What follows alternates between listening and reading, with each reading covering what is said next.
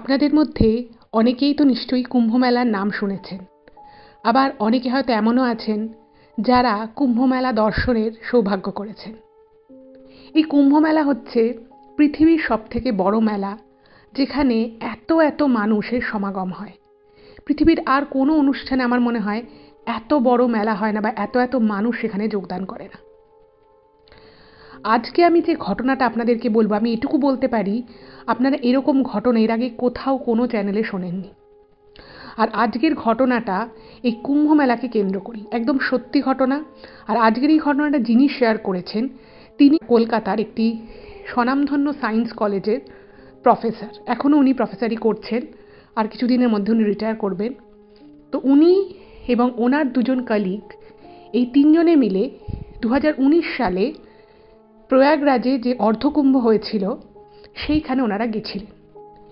এবং সেই কুম্ভ মেলায় গিয়ে ওনারা নিজেদের চোখে যে বিশাল জিনিস দর্শন করেছেন, যে অভিজ্ঞতা ওনাদের হয়েছে, যে অলৌকিক বিষয় ওনারা নিজের চোখে দেখেছেন, সেটাই কিন্তু আজ আমি এপিসোডে আপনাদের সকলের সামনে বলতে চলেছি। তো আমি রিকোয়েস্ট করব, কেউ কোথাও যাবেন না, প্রত্যেকে পুরো ঘটনাটা প্রথম থেকে শেষ অবধি শুনুন। এটুকু বলতে পারি, আপনাদের এই ঘটনাটা ভীষণ ভালো লাগবে। আর এই ঘটনাটা সত্যিকারেরই আমি বলতে পারি আপনাদেরকে, এটা এমন একটা ঘটনা যেটা শোনার পরে আপনারা নিজেরাও হয়তো আপনাদের জীবনে কোথাও না কোথাও কিছু একটা পজিটিভিটি পাবেন। হয়তো আপনাদের কোনো কারণে মন খারাপ রয়েছে, হয়তো কোনো কারণে আপনার কোনো কাজ হচ্ছে না, বা কোনো একটা বিষয় আপনি বাধা পাচ্ছেন। আমি এটুকু বলতে পারি, এই ঘটনাটা যদি আপনি শোনেনও, আপনার একটু হলেও উপকার হবে।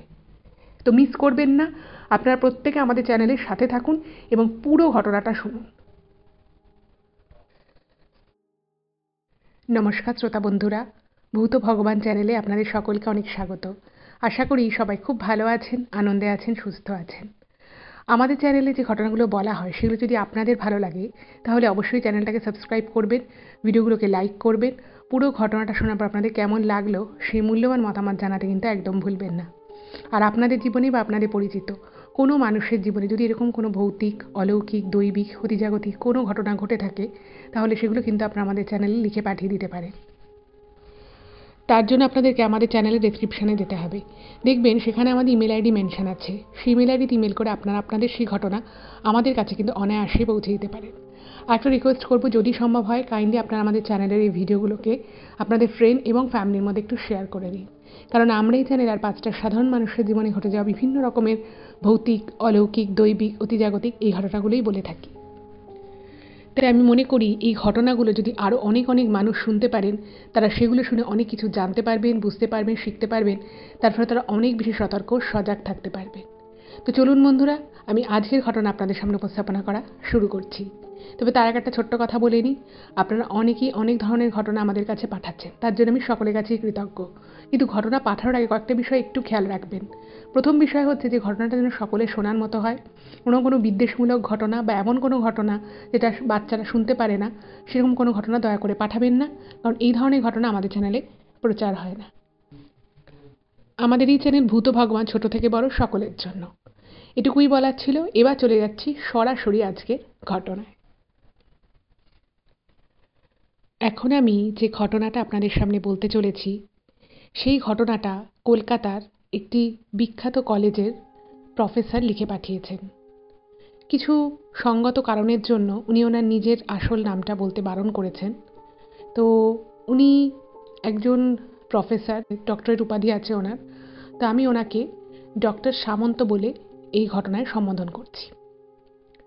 তো ডক্টর সামন্ত বহু বছর ধরেই প্রফেসরি লাইনে আছেন, এবং এর আগে উনি দুটো আলাদা আলাদা কলেজে প্রফেসরি করেছেন, এবং তারপরে উনি কলকাতাতে ওনার ট্রান্সফার হয়। তো এই ঘটনাটা বলতে গেলে আমাকে কিছু কথা আগে আপনাদেরকে বলে নিতে হবে, তাহলে আপনাদেরও ঘটনাটা বুঝতে সুবিধা হবে, আমারও আপনাদেরকে বলতে সুবিধা হবে। তো ডক্টর সামন্তর উনি যে ডিপার্টমেন্ট থেকে বিলং করেন কলেজে, তো সেই ডিপার্টমেন্টে আরেকজন প্রফেসর ছিলেন। তো তার সাথে ওনার খুব ভালো একটা সম্পর্ক ছিল। তো উনি বয়সে বড় ছিলেন। তো সেই প্রফেসর 2016 সালে রিটায়ার করে যান। এবার ডক্টর সামন্তর সাথে ওই সেম কলেজেরই অন্য এক ডিপার্টমেন্টের আরেকজন প্রফেসর ছিল, তার সাথেও ভীষণ একটা ভালো বন্ধুত্বপূর্ণ একটা সম্পর্ক ছিল। এবার ডক্টর সামন্ত যেটা লিখেছেন যে উনি পড়াশুনো, রিসার্চ এগুলোর জন্য বেশ কিছু বছর ইংল্যান্ডে ছিলেন এবং ছোটবেলা থেকে বাড়িতে 4-5টা সাধারণ যেরকম ছেলেমেয়েরা ছোট থেকে বড় হয় সেরকমই ছিলেন। কিন্তু ঘটনা হচ্ছে যে উনি ঠাকুর দেবতাকে খুব মানতেন সেরকম বিষয়ও ছিল না, আবার উনি নাস্তিক ছিলেন, ভগবানে বিশ্বাস করতেন না তাও কিন্তু ছিল না। এমনি ঠাকুর দেবতার পুজো আর্চার প্রতি ওনার একটা শ্রদ্ধা ভক্তি ছিল, কিন্তু নিজে হাতে পুজো আর্চা করা সেগুলো ওনার কোনোদিনই করা হয়ে ওঠেনি। সেটা কাজকর্মের জন্য, তার আগে পড়াশুনোর জন্য, সব কিছু মিলিয়ে এই স্পিরিচুয়াল ব্যাপারটার প্রতি ওনার খুব যে অ্যাট্রাকশন ছিল তা কিন্তু নয়, কিন্তু মনে মনে একটা রেসপেক্ট, একটা ভক্তি, স্পিরিচুয়ালিটি সেটা ওনার মধ্যে ছিল। আর ওই যে ওনারই ডিপার্টমেন্টের একজন যে সিনিয়র প্রফেসর ছিলেন তিনি আবার প্রচণ্ড স্পিরিচুয়াল মানুষ ছিলেন। মানে তিনি এই প্রফেসর, এই ডক্টর সামন্ত যবে থেকে কলেজে যোগ দেন তখন থেকে উনি ওনার সাথে 3 বছর আর কি, ওই সিনিয়র প্রফেসর যিনি ছিলেন 3 বছর ওনারা একসাথে কাজ করেছেন। এবার ওই 3 বছরে ওই সিনিয়র প্রফেসর এই ডক্টর সামন্তকে এত কিছু ঠাকুর দেবতার কথাবার্তা, ঠাকুরের লীলা, ঠাকুরের প্রতি ভক্তি শ্রদ্ধা নিয়ে এত স্পিরিচুয়াল আলোচনা করতেন যে ডক্টর সামন্ত না ওই ভদ্রকে খুব ভালো লাগতো। মানে ওনার প্রচুর নলেজ, মানে নিজস্ব পড়াশুনোর দিকের নলেজ সেটা তো রয়েছেই, বাট নিজের ডিপার্টমেন্ট বা নিজের সাবজেক্ট ছাড়াও এই স্পিরিচুয়াল ব্যাপারের প্রতি ওনার এত ডিপ নলেজ, যেটা ওনার খুব উনি খুব এনজয় করতেন ওনার কথাবার্তাগুলো শুনতে। তো এইভাবেই, আর উনি অনেকটা সিনিয়রও ছিলেন, তো ডক্টর সামন্তকে উনি ছোট ভাইয়ের মতো খুব গাইড করতেন, অনেক কিছু বলতেন, ওনারা একে অপরের বাড়িতে যাতায়াত ছিল, গল্প করতেন এইরকম। আর অন্য একটা ডিপার্টমেন্টের আর একজন প্রফেসরের সাথেও এই ডক্টর সামন্তর খুব ভালো একটা রিলেশন ছিল, বন্ধুত্বের মতো, কারণ দুজনেরই এজ মোটামুটি সেম ছিল।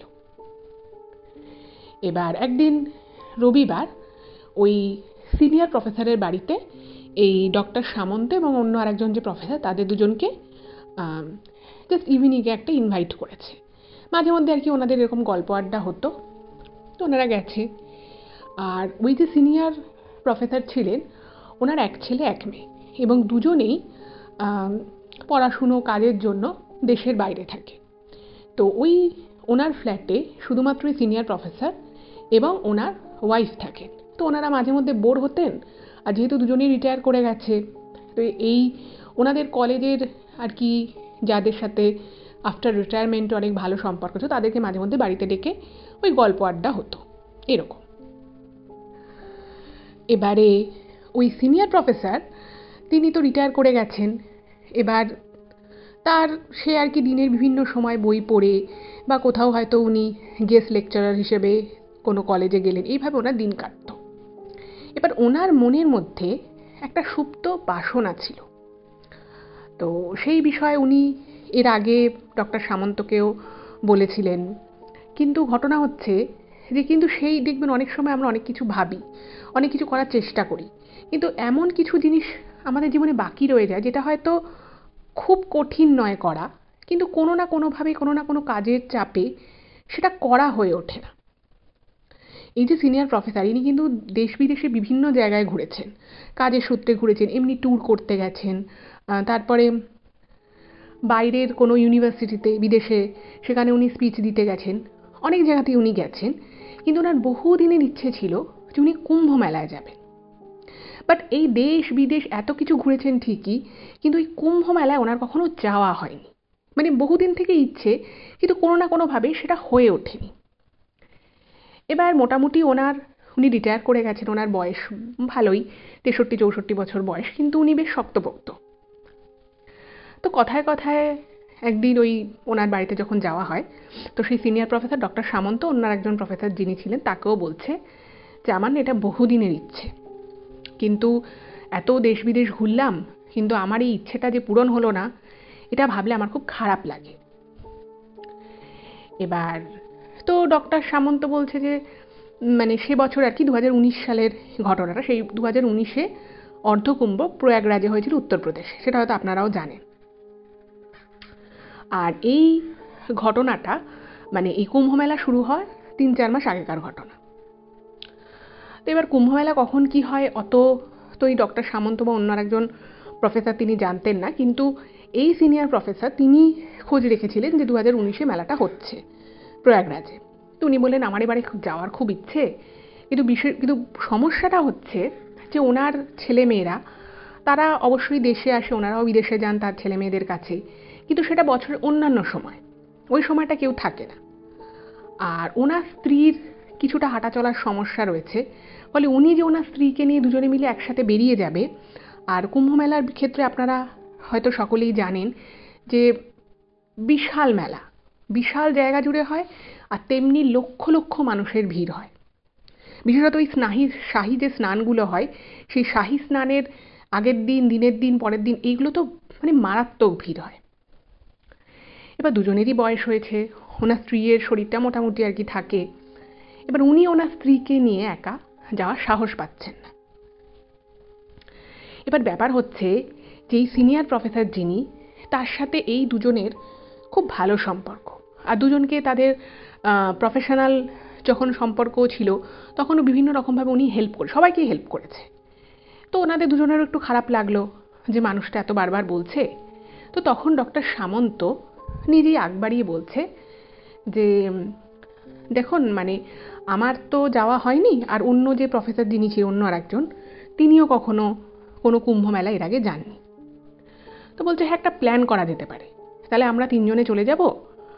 আর যেহেতু ওই মেলাটার মধ্যেই, মানে ওই মেলাটা হচ্ছে গিয়ে একটা বিশাল বড় জায়গা নিয়ে হয়, এবং মেলার অ্যাট্রাকশনটা মেলাটা নিজেই ইটসেলফ, ফলে আপনি মানে ওখানে গিয়ে অন্য কোথাও দূরে হোটেলে থাকলেন, একটুখানি মেলা ঘুরলেন, তাহলে কিন্তু কুম্ভ মেলা দর্শন হয় না।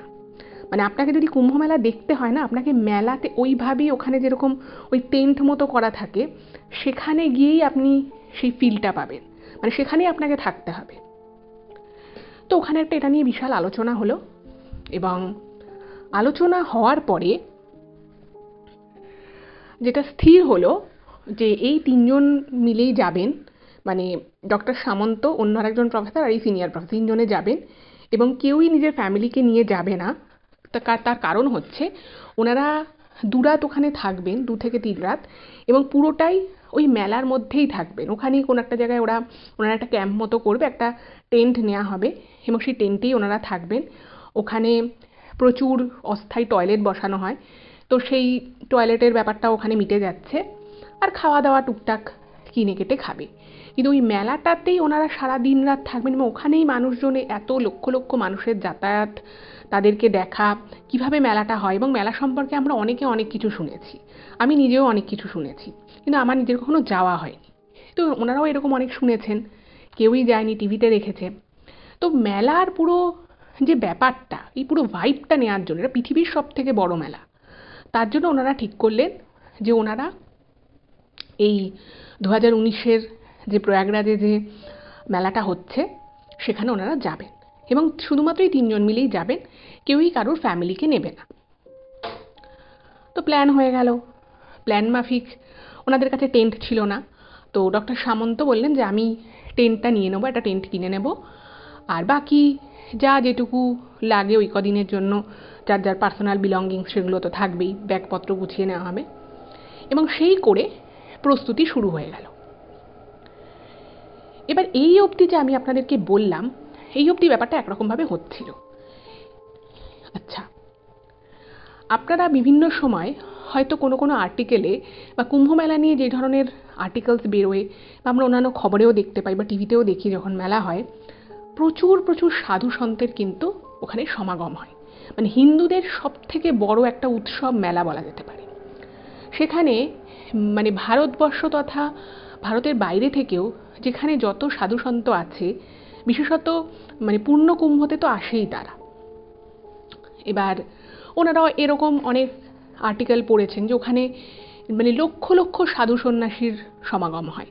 পাহাড়ের হয়তো গুহায়, হিমালয়ে হয়তো কোনো সাধু তপস্যা করছেন, তিনি হয়তো ওই 12 বছর অন্তরই ওই একবার হয়তো ওই কুম্ভ মেলার সময় উনি এসে মেলায় স্নান করে চলে যান। এরকম নানান কথা কিন্তু শোনা যায়, ওনারাও শুনেছেন।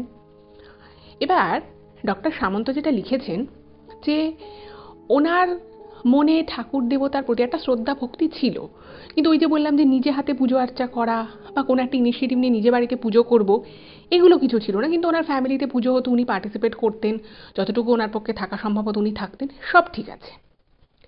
এবার ওনার না মানে একটা মিশ্র অনুভূতি হলো।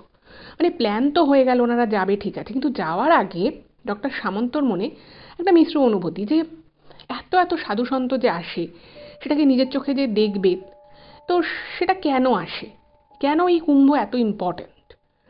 তো এটা নিয়ে উনি কিছু মানে প্রফেসর মানুষ বুঝতেই পারছেন, এনারা যে কোনো কিছু একটা বিষয় হলেই সেটা কিন্তু একটা রিসার্চ করেন, সেটা সম্পর্কে আরও বেশি জানার চেষ্টা করেন।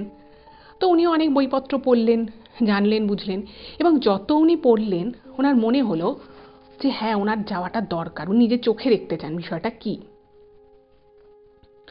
এবার নির্দিষ্ট দিনে ওনারা কলকাতা থেকে প্রয়াগরাজের উদ্দেশ্যে বেরিয়ে পড়লেন।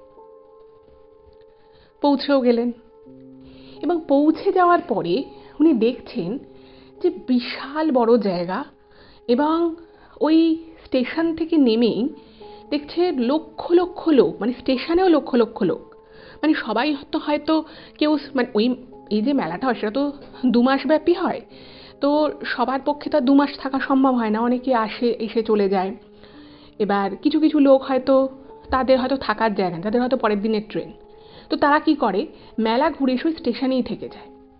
মানে স্টেশনে নামতেই দেখছি লক্ষ লক্ষ মানুষ, এবং বেশিরভাগ মানুষই স্টেশনে আসছে, নেমে হাঁটতে হাঁটতে সব মেলার দিকে যাচ্ছে। এবং সব থেকে বেশি ওনার প্রথমেই যে জিনিসটা চোখে পড়ে সেটা হচ্ছে প্রচুর বৃদ্ধ বৃদ্ধা, যারা ঠিকমতো হাঁটতে চলতেও পারেন না, মানে সেরকম মানুষদেরকেও কাঁধে করে সাপোর্ট দিয়ে সেও মানে হয়তো খুঁড়িয়ে খুঁড়িয়ে হাঁটছেন। তারাও মনে একটা আনন্দ, একটা জোশ নিয়ে চলেছে প্রয়াগরাজে কুম্ভের দিকে। মানে তার সেই মানুষটারও হয়তো জীবনের শখ, একটা আহ্লাদ, শেষ হয়তো একটা ইচ্ছে যে তিনি কুম্ভ মেলা দর্শন করবেন। এবার এইগুলো দেখে এই 3জন প্রফেসর নিজেদের মধ্যে বলছেন যে এমন কি আছে যে একটা মানে একটা দুটো নয়, হাজার হাজার মানুষ যারা প্রচণ্ড কষ্ট আছে, তাদেরকে দেখে বলছে তাদের খুব কষ্ট হচ্ছে ওভাবে হাঁটতে চলতে, তারাও মুখে হাসি নিয়ে মেলার দিকে এগোচ্ছে। এটা দেখে প্রথমবারের জন্য ওনার না খুব খুব শিহরণ জাগে, এবং উনি বোঝার চেষ্টা করেন যে এত কি মানুষের যে নেশার মতো আর কি, যে আমাকে যেতেই হবে। যাই হোক, তো ওনারা ফাইনালি গিয়ে প্রয়াগরাজে পৌঁছলেন, একদম মেলা যেখানে হচ্ছে সেখান থেকে। উনি দেখছেন বিশাল লোক, প্রচুর লোক। আর প্রথমে ওনারা তো মেলাটা একটুখানি ঘুরে দেখলেন, তো সেখানে একটা দিকে দেখছে প্রায় লক্ষ লক্ষ সাধু সন্ন্যাসী এক জায়গায় হয়ে রয়েছে, এবং ওনারা ওখানে স্নান করছেন। ওনাদের আখড়া হয়েছে ছোট ছোট টেন্ট মতো করে, মানে পুরো সাধু আখড়া। এবং সেখানে হেন কোনো সাধু নেই, মানে যত রকমের সাধু সন্ত সন্ন্যাসী হয় সব রকম আছে, হেন কোনো সাধু সন্ন্যাসী নেই যে যে ওখানে উপস্থিত নেই। বিভিন্ন রকমের অল্প বয়সী সাধু, ছোট বয়সী থেকে একদম বৃদ্ধ বয়স অবধি আছে। এবং এমন এক একজন সাধু এসছেন যাদের বসার পর্যন্ত ক্ষমতা নেই, ওনাদেরকে ওরকম সাধু আখড়ার পাশে একটা ছোট মাচা মতো করে শুইয়ে রাখা হয়েছে, মানে যে কোনো মুহূর্তে ওনার প্রাণও চলে যেতে পারে, তবুও ওনাকে আনা হয়েছে কারণ কুম্ভ মেলা হচ্ছে। মানে এটা উনি লিখেছেন যে এই ফিলিংসটা উনি হয়তো ইমেলে লিখে বা এখন যে আমি ঘটনাটা আপনাদেরকে বলছি এটা হয়তো জাস্টিফাই করছে না, মানে ওখানে না থাকলে, উপস্থিত না থাকলে সেই ভাইবটা নেওয়া হয়তো সম্ভব নয়। যাই হোক, তো ওনারা এলেন, কিছুটা দেখলেন, টায়ার্ড হয়ে গেছিলেন, তো ওনারা ঠিক করলেন যে ওনারা কোথাও টেন্ট খাটাবে। এবার যেখানে সেখানে তার টেন্ট খাটানো যায় না, কারণ সাধু সন্ন্যাসীদের জন্য সম্পূর্ণ আলাদা একটা জায়গা করা থাকে, আর ওখানে প্রচুর সিকিউরিটির জন্য পুলিশ দেওয়া থাকে। ফলে আপনার ইচ্ছে হলো যে আমি এখানে একটা টেন্ট বানিয়ে নিই, সেটা করা সম্ভব নয়। এবং ওইখানে যাওয়ার পরে ডক্টর সামন্ত এবং বাকি দুজন যে প্রফেসর, তারাও বুঝতে পারলেন যে ওনাদের পক্ষে এখানে টেন্ট করা সহজ হবে না। এবার রাতে তো কোথাও একটু শুতে হবে, ওনাদের হাতে মানে পিঠে একটা করে বড় বড় ব্যাগ রয়েছে, তো ওনারা ভাবলেন যে ঠিক আছে, দেখা যাবে। মানে ওনারা যেদিন পৌঁছেছেন ঠিক তার পরের দিন একটা শাহী স্নানের ডেট আছে। আপনারা হয়তো জানেন যে সংক্রান্তিতে এরকম বেশ কিছু স্পেশাল ডেট থাকে যেগুলো সব থেকে বেশি পুণ্য বলে মনে করা হয়, এবং সেই ডেটেরও আবার কিছু সময় থাকে। কিছু মহেন্দ্রক্ষণ থাকে, যেই সময় ডুবকি নিলে নাকি সেটাকে খুব পুণ্য বলে মনে করা হয়। এইবারে ওনারা ভাবলেন যে তাহলে আশেপাশের কোনো একটা হোটেল নেওয়া যায়, কারণ ডক্টর সামন্ত আর ওনার আরেকজন যে প্রফেসর কালিগ ছিলেন তারা মোটামুটি ঠিক আছে, তারাও টায়ার্ড, বাট ওনাদের সাথে যে সিনিয়র প্রফেসর ছিলেন তিনি মানে ভালো রকমের টায়ার্ড হয়ে গেছে। বুঝতেই পারছেন তার বয়সটাও বেশি, তো তিনি খুব টায়ার্ড হয়ে গেছেন। তো ভাবছে যে আশেপাশে হোটেল নিই, হোটেলে অ্যাটলিস্ট রাতটুকু থেকে আবার ভোর রাতের দিকে ওনারাও শাহী স্নানে যোগ দেবেন, তো ভোর রাতের দিকে আবার চলে আসবে। এবার ওনারা ওখান থেকে মানে দেখছে লক্ষ লক্ষ লোক মানে ঢুকছে আর কি মেলার বিভিন্ন এন্ট্রি দিয়ে। যাই হোক, এবার ওই সিনিয়র প্রফেসর যিনি ছিলেন ওনার না মানে খুব একটা যাওয়ার ইচ্ছে ছিল না, মানে ওই পরিবেশে গিয়ে মানে ওনার মধ্যে একটা মানে এত বছরের আর কি একটা আশা আকাঙ্ক্ষা যখন পূরণ হয়, আর ওই জায়গাটা নাকি একটা এমন মাহাত্ম্য, যেটা উনি আর কি ইমেলে লিখেছেন যে ওই জায়গাটা ছেড়ে আসতে ইচ্ছে করবে না, এমন একটা মানে অরা ওই জায়গাটার মধ্যে হয়ে থাকে। যাই হোক, তো ওনাকে বলা হলো যে দেখুন একটু তো রেস্ট করতে হবে, সেটা এখানে থেকে সম্ভব না। আর ওরা যেটা ভেবেছিল যে টেন্ট খাটাবে, তো সেটা মানে মোটামুটি ওরা যেখানে দেখলো সেখানে টেন্ট খাটানোর কোনো জায়গাই নেই, ওই জায়গাগুলো মানে অ্যালাউই নেই টেন্ট করার। যাই হোক, তো ওনারা ওখান থেকে অনেক কষ্টে সৃষ্টে একটা গাড়ি পেলো, তো সেই গাড়িওয়ালাকে বলা হলো যে আশেপাশের হোটেলে নিয়ে যেতে। তো গাড়িওয়ালা প্রথমেই বলল যে আপনারা হোটেল পাবেন না, কারণ এই অর্ধকুম্ভ পূর্ণকুম্ভ, এই যে 12 বছর অন্তর যে পূর্ণকুম্ভ হয় বা তার আগে 6 বছরে খুব সম্ভব যে অর্ধকুম্ভ হয়, তো এইগুলো না মানে এতটাই বেশি ফেমাস এরকম এই মেলাগুলো, তো এই মেলা যেখানে হয় তার আশেপাশে ছেড়ে দিন, বলছে আশেপাশের শহরেও আপনি হোটেল পাবেন না, সব বুক। যাই হোক, তো সেটা ওনারা বুঝতেই পারছিলেন যে লক্ষ লক্ষ লোকের ওখানে সমাগম হয়েছে, তো সেখানে খুব স্বাভাবিক যে হোটেল পাওয়া যাবে না। তবুও বললো যে ঠিক আছে, আপনি একটু বড় হোটেল, একটু দামি হোটেলের দিকে আমাদেরকে নিয়ে চলুন, যদি সেখানে একটা হলেও রুম পাওয়া যায়। যাই হোক, তো লোকটি গাড়ি নিয়ে নিয়ে গেল, বেশ 6-7টা হোটেল ওনারা ঘুরলেন এবং যথারীতি কোনো রুম অ্যাভেলেবেল নেই। এবার ওনাদের তো মাথায় হাত, কি করবে। আর ডক্টর সামন্ত আর অন্য প্রফেসর তারা এই সিনিয়র প্রফেসরের জন্য খুব চিন্তিত হয়ে পড়ল। তো তখন সিনিয়র প্রফেসরই বললেন যে চলো, এখানে আর সময় নষ্ট করে লাভ নেই, আমরা মেলাতেই চলে যাই, প্রয়াগরাজে যেখানে আর কি কুম্ভ মেলা হচ্ছে সেখানে যাই, যা হবার সেখানে হবে। আর উনি না মানে ভোলে বাবাকে খুব মানতেন, মানে এই সিনিয়র প্রফেসর উনি বলছেন যে মহাদেব তো মাথার উপরে আছেন, যা হবার হবে, চলো ওখানেই যাই। ইন দ্য মিন টাইম ওনাদের প্রচণ্ড খিদে পেয়েছে। এবার এই যে মেলায়, কুম্ভ মেলায় যে লক্ষ লক্ষ মানুষ আসে, তার মধ্যে প্রচুর মানুষ এরকম থাকে তারা হয়তো তাদের বাড়ির কোনো গুরুজনের উদ্দেশ্যে বা নিজেদের নিজেদের আর কি নামেই ভান্ডারা দেয়, প্রচুর প্রচুর খাবার তারা বাইরে থেকে কিনে আনে বা নিজেরা রান্না করে এবং সেই রান্নার খাবারগুলো সাধু ও সন্তকে দান করে, এমনি সাধারণ মানুষ ওখানে যারা থাকে তাদেরকে দেয়, ওখানে প্রচুর ভান্ডারা হয়। এবার ওনারা যখন মেলায় ঢুকেছে তখন দেখছে মানে খুব সুন্দর একটা জায়গা থেকে খাবারের গন্ধ আসছে, তো সামনে গেছে, গিয়ে দেখছে হালুয়া, পুরি আর সবজি দিচ্ছে। আর সেই হালুয়া পুরির মানে অত্যন্ত সুন্দর গন্ধ, কিন্তু খুব সাধারণ, মানে সবজিটাও খুব সাধারণ, প্রচুর পুরি করে রেখেছে, সেগুলো দিচ্ছে এবং সেখানে মেইনলি আর কি সাধু সন্তরা ভিড় করে আছে, ওনাদেরকেই দেয়া হচ্ছে। তো সিনিয়র প্রফেসর যিনি ছিলেন উনি বললেন যে এখানেই আমরা খাবো। এবং অদ্ভুত বিষয় হচ্ছে ছোট ছোট পুরি, আটার পুরি, 4টে মানে একটা করে প্লেট দিচ্ছে, তার মধ্যে 4টে আটার পুরি, মানে বেশ এক বাটি মতো সবজি আর তার সাথে কিছুটা হালুয়া, এই হচ্ছে একটা প্লেট করে সবাইকে দেওয়া হচ্ছে। তো স্বাভাবিকভাবে ওনারাও নিয়েছেন, ওনাদেরকেও খুব ভালোভাবে দিয়েছে।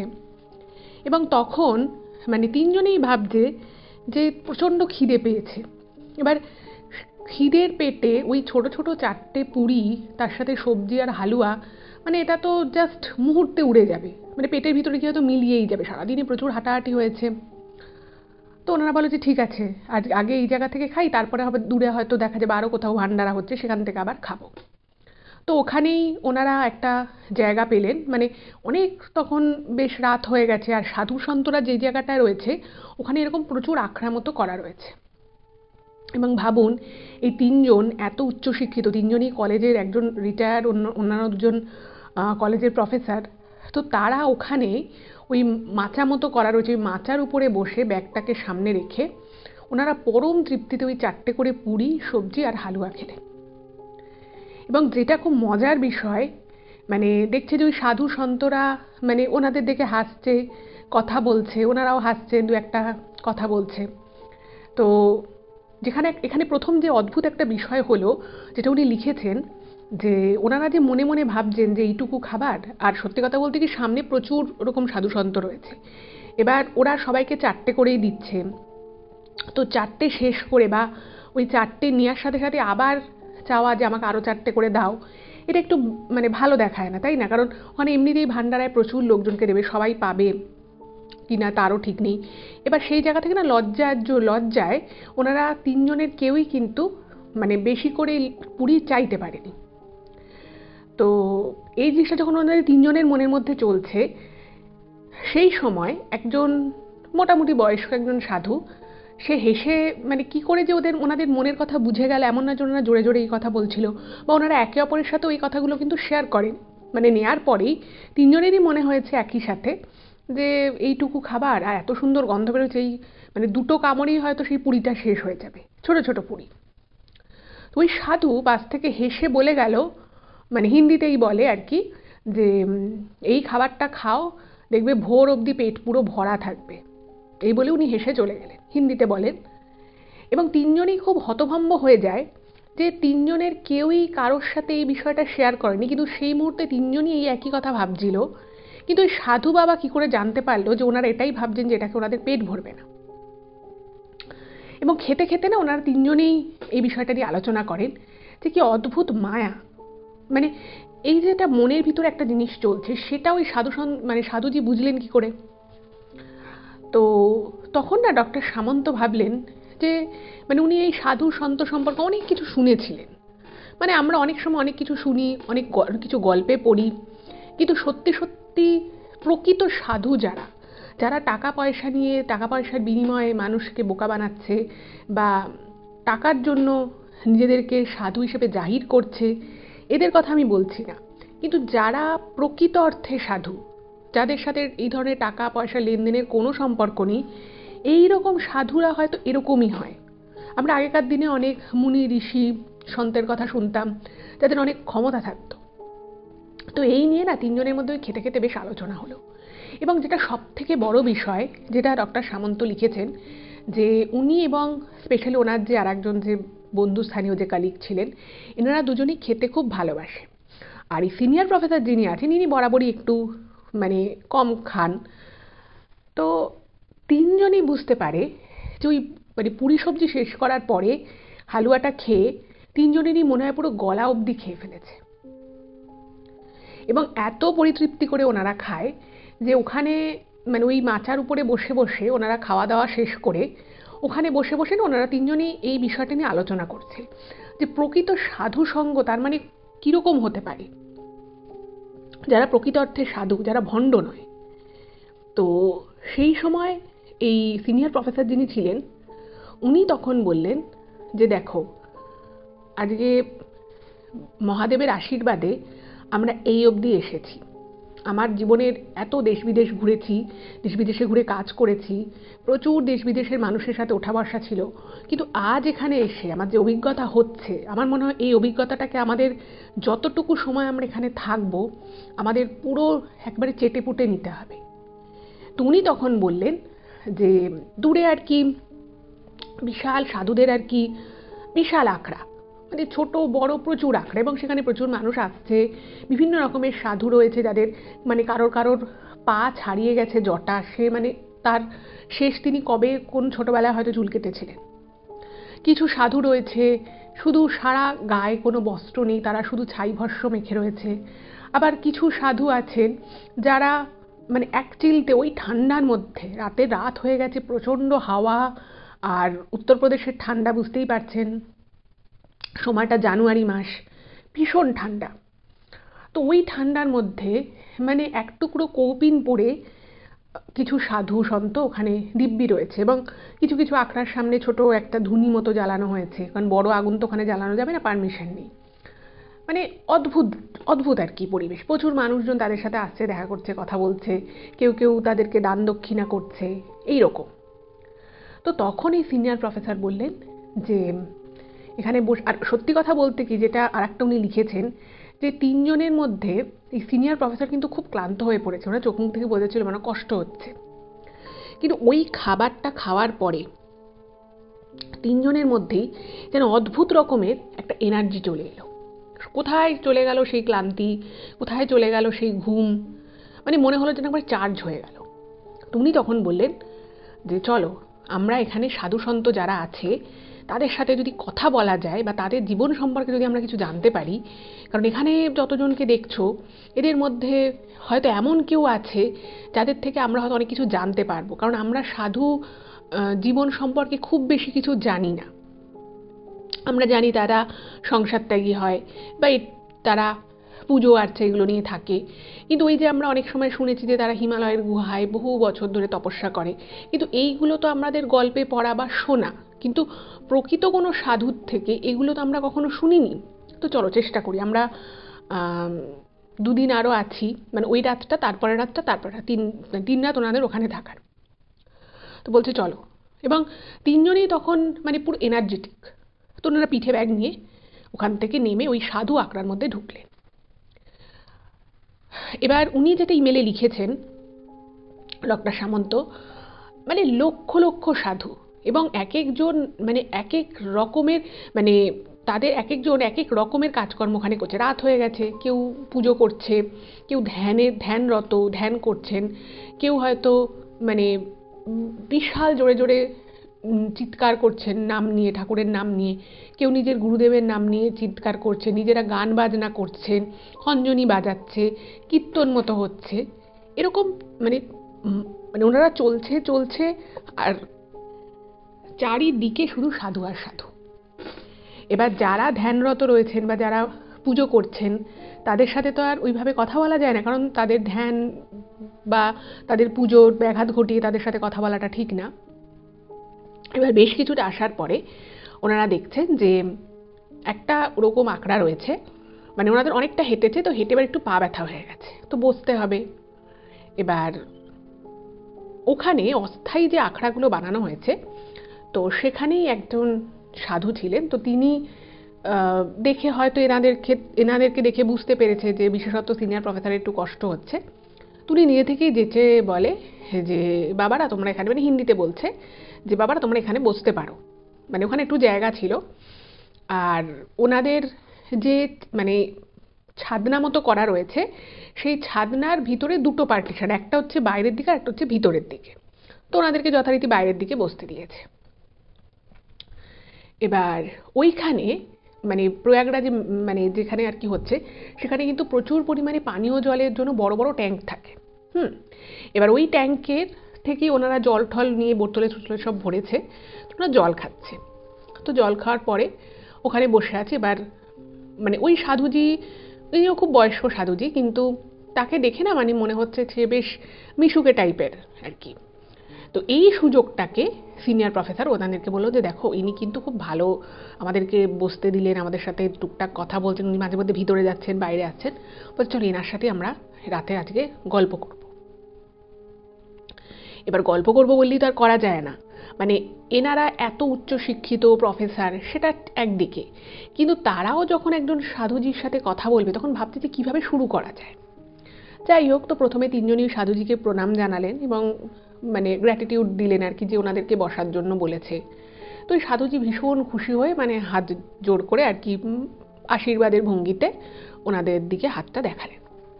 তো তখন প্রথম এই সিনিয়র প্রফেসর আর সামন্তবাবু, ডক্টর সামন্ত আর কি, তিনি কথা শুরু করলেন। যখন ওই ভদ্রলোক আর কি জিজ্ঞেস করছে যে আপনারা কোথা থেকে এসেছেন, তো তখন ওই সাধুজি বলছে যে আমরা নৈনিতাল থেকে আরও 50 কিলোমিটার উপরে একটা জায়গার নাম বলে, পাহাড়ি জায়গা, একটা পাহাড়ি গ্রাম আর কি, তো সেখান থেকে এসেছেন ওনারা। তো অদ্ভুত বিষয় হচ্ছে যে ওই সাধু বাবা তিনি কিন্তু এদের তিনজনকে চেনেন না, চেনার কথাও নয়। তিনি হঠাৎ করেই আর কি মানে একদম নাম ধরে বলছে যে তুমি অমুক, তুমি অমুক, তুমি অমুক, তোমরা এই কলেজে প্রফেসরই করো, একদম নাম ধরে বলছে। এবার এই যে একজন সম্পূর্ণ অপরিচিত একজন সাধু বাবা, তিনি এনাদের নাম ধরে রীতিমতো কথা বলছে এবং কে কোন প্রফেশনে আছে সেটা বলছে। ওনারা তিনজনেই না মানে খুব অবাক হয়ে গেছে, ভাবছে যে বাবা ইনি কি করে জানলেন। তো সঙ্গে সঙ্গে ডক্টর সামন্ত বলছে যে আপনি কি করে জানেন, আপনি কি আমাদের চেনেন? মানে ওনারা অনেক সময় কনফারেন্সে যায় আর প্রফেসরদের অনেক অনেক নামও শুনে থাকে। তো ডক্টর সামন্ত মনে করেন যে হয়তো সেভাবেই চিনেছে। তো সেই প্রশ্নটা যখন ওই সাধু বাবাকে করা হয়, তো উনি শুধু মুচকি হাসেন এবং মুচকি হেসে উনি বলেন যে ওসব কিছু না, জাস্ট আমি তো একটু আন্দাজ করে বললাম, এই যা। তো সবাই বুঝে গেছে যে আন্দাজ করে তিনজনের নাম বলা কিন্তু কখনো সম্ভব নয় এবং তাদের প্রফেশনটাও বলা সম্ভব নয়। ওনারা আর কোনো কথা বাড়ালেন না এবং ওনাকে সিনিয়র প্রফেসর যিনি ছিলেন তিনি বলছেন যে আপনি দয়া করে যদি আপনাদের জীবনযাত্রা সম্পর্কে আমাদের কিছু বলেন, আমরা অনেক দূর থেকে এসেছি, আপনি তো বললেনই, নিশ্চয়ই আপনি জানেন যে আমরা কোথা থেকে এসেছি। আমার জীবনে খুব আসার ইচ্ছে ছিল এবং আমার এই দুই মানে কলিগ, আমি এখন রিটায়ার করে গেছি, কিন্তু এরা যদি আমাকে সাহস না দিত, এরা যদি আমার সাথে না আসতো, আমি হয়তো এখানে আসতে পারতাম না। তো আপনার যখন সান্নিধ্য পেলাম, একটু আমাদেরকে বলুন। তো উনি তখন বলছেন যে ওনার বাড়ি হচ্ছে মানে ঝাড়খণ্ডে ওনার বাড়ি ছিল এবং সেটা শুনে খুব অদ্ভুত লাগলো সবার। সেটা হচ্ছে যে উনি দিল্লিতে আসেন, মানে ঝাড়খণ্ডে পড়াশুনো করেন, তারপর উনি ইঞ্জিনিয়ারিং পড়তে দিল্লি আসেন এবং দিল্লি আসার পরে উনি ইঞ্জিনিয়ারিং কমপ্লিট করে উনি একটা খুব ভালো কোম্পানিতে চাকরিও করেন। মাত্র 2 বছর চাকরি করেন এবং সেটা অনেক বছর আগেকার কথা। এবং তারপরে নাকি উনি প্রথমে একজন গুরুদেবের শরণাপন্ন হন এবং সেখান থেকে উনি গুরুদেবের থেকে দীক্ষা নেন এবং দীক্ষা নেওয়ার পরে উনি আস্তে আস্তে এই সাধু সন্তের লাইনের দিকে চলে আসেন। এবার এইটা শুনে না মানে ওনাদের সাথে যে অন্য যে কালিগ ছিল, তো সেই প্রফেসর বলছেন যে আচ্ছা আপনি বলছেন আপনি ইঞ্জিনিয়ারিং পড়েছেন, আর সত্যি কথা বলতে কি ওই যে আর কি সাধু যিনি ছিলেন মানে তার কথাবার্তা শুনে বোঝা যাচ্ছে যে তিনি যথেষ্ট শিক্ষিত। তো উনি যে কোনো মিথ্যে কথা বলেননি সে বিষয়ে কারোর মনে কিন্তু কোনো সন্দেহ ছিল না। তো ওই অন্য যিনি আর কি প্রফেসর ছিলেন, তো তিনি বলছেন যে আচ্ছা আপনি যে এই লাইনে চলে এলেন সম্পূর্ণ সমস্ত সংসার ত্যাগ করে, আপনার এত ভালো কেরিয়ার ছিল, আপনার বাড়ি থেকে কি খুব সহজভাবে ব্যাপারটাকে মেনে নিয়েছিল? তো তখন ওই ভদ্রলোক বলছেন মানে ওই সাধু আর কি বলছেন যে কোনো মা বাবা কি মানতে পারে যে তাদের ছেলে জোয়ান বয়সে সে সাধু সন্ত হয়ে যাক? আমারও মানিনি। কিন্তু আস্তে আস্তে যখন তারা অনেক চেষ্টা করলো যে আমাকে সংসারে ফেরাবে, অনেকভাবে আমাকে মানে সংসারে ফেরানোর চেষ্টা করেছে, আমার বিয়ে দেওয়ার চেষ্টা করেছে, কিন্তু যখন দেখলো যে না কোনো কিছু করেই কোনো কিছু হলো না, তখন তারা আস্তে আস্তে মেনে নেয়। তারপরে যা হয়, উনি কিছুদিন হরিদ্বারে ছিলেন, সেখান থেকে উনি ঋষিকেশে যান এবং আস্তে আস্তে উনি নিজের একটা ছোট আশ্রম মতো করেন। সেখানে আর কি উনি ছোট ছোট বাচ্চাদেরকে পড়াতেন গ্রামের। এই করে করে পুরোটাই কিন্তু উনি জীবনে এই দিকটায় চলে আসে। এবার এরকম করে নানান কথাবার্তা বলছে। তো এই যে কুম্ভ মেলা হয় না, এখানে তো প্রচুর সাধুসন্ত আসে এবং অনেক মানুষ আছে, বিশেষত বিহার বলুন বা দক্ষিণ ভারত থেকে বলুন বা উত্তরপ্রদেশেরই অনেক মানুষজন আছে, আরও অনেক দূর দূর থেকে পাহাড়ি হিমাচল প্রদেশ বলুন, কাশ্মীর বলুন, বিভিন্ন জায়গা থেকে তো মানুষ আসে। তো তারা কি করে, অনেক সময় নিজেদের পুণ্য অর্জনের জন্য এই সাধু সন্তকে এই বিশেষ দিনগুলোয় কিছু দান করে। তো অদ্ভুত বিষয় হচ্ছে যে ওনাদের সাথে কথা বলতে বলতে একদল একটা ফ্যামিলি আর কি এলো এবং তারা প্রত্যেককে ওই চাল ডাল ফল এগুলো দিচ্ছে আর তার সাথে 1001 টাকা করে দিচ্ছে। যথারীতি ওনাদের আখড়ার কাছেও এসেছে এবং ওনাদের এই আখড়ায় 3 জন বসে আছে, 3 জন প্রফেসর। তো যখন ওনাকে এটা দিতে গেছে তখন উনি ওটা গ্রহণ করেন এবং উনি না হাত জোর করেন, হাত জোর করে ওনাদের মানে যারা আর কি দানটা করলো তাদেরকে বলছে আপনারা একটু দাঁড়ান। তো উনি ছিলেন, ওনার সাথে ওনারা 3 জন ছিলেন, মানে ওই আখড়ায় ওনারা 3 জন সাধু ছিলেন। তো 3 জনের জন্য 3টে ওরকম ভুজির মতো দিয়েছে, চাল ডাল ফল মিষ্টি, তার সাথে 1001 টাকা করে একটা খামের মধ্যে। তো তখন ওই সাধু বাবা মানে ওনার যারা আর কি দান করলো তাদেরকে বললো যে একটু দাঁড়ান। তো উনি তখন ওই যে একটা মানে একটা বোকে মতো করে দিয়েছে, একটা ভেট মতো বানিয়ে ওটা দিয়েছে। তো উনি বললেন যে তোমরা যে চাল ডাল ফল মিষ্টি দিয়েছো এটা আমি গ্রহণ করছি, কিন্তু আমরা না কোনো রকম কোনো টাকা নিই না কারোর থেকে। তো উনি কি করলেন, ওই 3টে ভেট থেকে ওই 1001 টাকার যে 3টে খাম ছিল সেই 3টে খাম বের করে সরাসরি ওনাদের হাতে দিয়ে দেয়। এবং উনি তখন বললেন যে আমি এই বিষয় নিয়ে আর একটি কথাও বলবো না, তোমরা এগিয়ে যাও, তোমরা পরের আখড়ায় গিয়ে কাউকে যদি দান করতে চাও দান করো। এবং এটা যখন ওনারা 3জন দেখেন, এই 3জন প্রফেসর যখন দেখেন, ওনারা না মানে ভীষণ রকমভাবে অবাক হয়ে যান। মানে একটু আগে যখন ওনারা খেতে খেতে প্রকৃত সাধুদের সম্পর্কে কথা বলছিল নিজেরা 3জনে মিলে, তো সেই জিনিসটার সাথে এই বিষয়টা যেন খুব মিল হয়ে গেল। মানে একজন সাধু, তাকে একজন মানে যেচে পড়ে 1001 টাকা দিচ্ছে, সে নিজে থেকে সেটা ফিরিয়ে দিচ্ছে, এটা দেখে না ওনারা পুরো অভিভূত হয়ে যায়। মানে বুঝতেই পারছেন ব্যাপারটা কোন লেভেলে থাকলে এখনকার দিনে যেমন চারিদিকে মানুষের মধ্যে প্রচণ্ড লোভ, মানুষ অ্যাস্ট্রোলজির নামে, পুজো আর্চার নামে, তন্ত্রক্রিয়ার নামে লোকের থেকে লাখ লাখ হাজার হাজার টাকা লুটছে, সেই জায়গায় এরকম সৎ একজন সাধুকে দেখে ওনারা মানে অভিভূত হয়ে গেলেন। এবং যে সম্মানটা ওনাদের ছিল সাধুদের প্রতি, সেটা যেন আরও কিছু গুণ বেড়ে গেল। যাই হোক, তো এটা দেখার পরে মানে তারপর ওনারা টুকটাক গল্প করছে এবং অন্য আরও 2জন সাধু ছিলেন ভিতরে, দেখলেন ওনারা বিশ্রাম নিচ্ছেন, কখনো ওনারাও সামনে আছেন। 3জনই ভীষণ ভালো। এবং কথা বলতে বলতে মানে ওই যে সাধুর সাথে অনেক কথা বলছিলেন, তিনি আর কি মানে একটু টুকটাক কাজ করছেন, তো একটা কিছু প্রস্তুতি নিচ্ছেন সেটা বোঝা যাচ্ছে। তো স্বাভাবিকভাবেই সিনিয়র প্রফেসর যিনি ছিলেন, তো তিনি বলছেন যে আপনাদের আখড়ায় কি অন্য কেউ আসবে? তো তখন ওই সাধু বলছেন যে ওনাদের যে গুরুদেব, মানে ওনারও গুরু যিনি, মানে ওনারই বয়স, ভালো বয়স আর কি, প্রায় মানে 72-71 হবে। তো ওনার গুরুদেব, তার মানে তার বয়স কত বুঝতেই পারছেন, বা 100-র কাছাকাছি হবে বা 100 ছাড়িয়েও যেতে পারে। তো এনারা ভাবছেন যে ওনার গুরুদেব আসবে, তাহলে তার বয়স কত না জানি হতে পারে। তো ওনাকে জিজ্ঞেস করলেন যে কোথা থেকে আসবেন। তো তখন উনি বললেন যে ওনার যে গুরুদেব আর কি, উনি, আপনারা হয়তো শুনবেন যে উত্তরাখণ্ডে যে 4 ধাম রয়েছে সেখানে যে গঙ্গোত্রী বলে যে গঙ্গা মায়ের যে ধাম রয়েছে, তো সেখান থেকে আরও 20 কিলোমিটার এগিয়ে গঙ্গোত্রী থেকে হচ্ছে গোমুখ, যেখান থেকে মা গঙ্গার উৎপত্তি স্থল যেটা মনে করা হয়। তো সেই গোমুখের কাছের কোনো এক গুহাতে ওনার গুরুদেব তপস্যা করেন। এবার সবাই না মানে শুনে অবাক হয়ে গেছে যে গোমুখ থেকে, গোমুখের ওখানের কোনো গুহায় যে মানে যিনি তপস্যা করেন, তার পক্ষে মানে এইখানে উত্তরপ্রদেশের প্রয়াগরাজে এসে, মানে ওনার তো বয়স প্রচুর হবে, আর ওরকম একটা জায়গায় তিনি সারা বছর তপস্যা করেন, সেই মানুষ এসে এখানে পুণ্য স্নান করবেন কালকে। এটা শুনে না মানে সবারই মনে একটা প্রচণ্ড রোমাঞ্চ জাগে এবং প্রত্যেকেই 3জনের মনে ইন্ডিভিজুয়ালি এই ব্যাপারটা নিয়ে খুব একটা কিউরিয়াসিটি জন্মায় যে সে কীরকম হবে, তার বয়স কত হবে। তো এই জায়গাটায় না মানে ডক্টর সামন্ত নিজেকে চেপে রাখতে পারেনি। তো উনি সরাসরি ওই সাধু বাবাকে প্রশ্ন করেছেন যে আচ্ছা সাধু বাবা, আপনার গুরুদেবের তো তাহলে অনেক বয়স, বলুন। তো তখন নাকি উনি মৃদু হেসে বলেছিলেন যে আমার গুরুদেবের আসল বয়স কত সেটা আমি নিজেও জানি না, মানে এতটাই তার বয়স। এবার সাথে সাথে 3জনের মনে একটা প্রশ্ন আসছে যে এত বয়স্ক একজন সে কি করে আসবে এত দূর।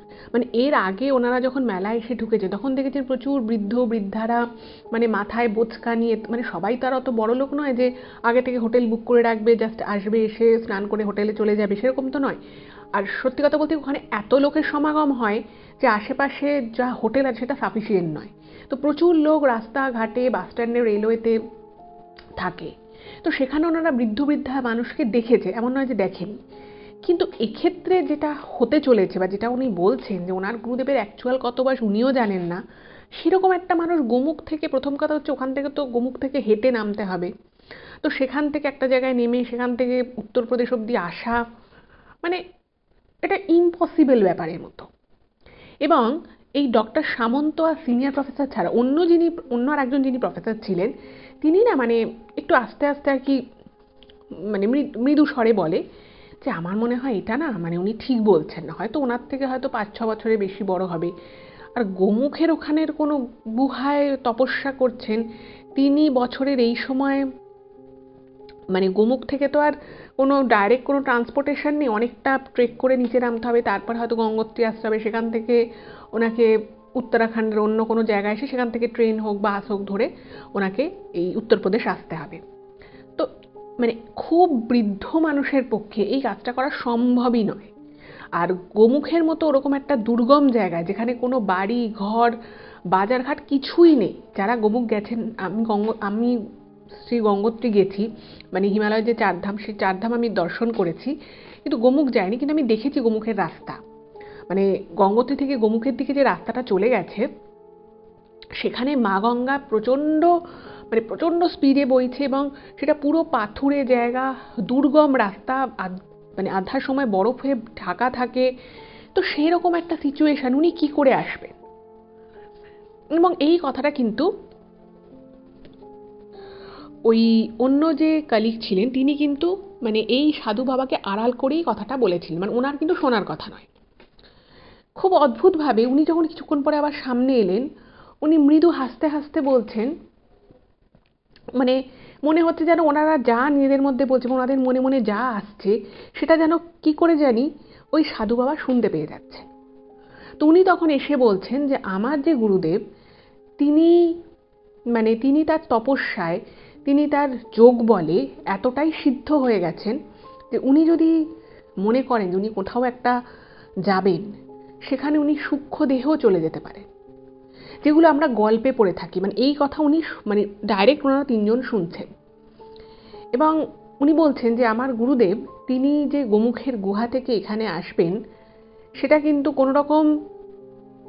কোনোরকমভাবে আর কি উনি হেঁটে নামলেন গঙ্গোত্রী অবধি, সেখান থেকে কোনো গাড়ি করে এলেন, এরকম কিন্তু নয়। উনি সূক্ষ্ম দেহেই পুরো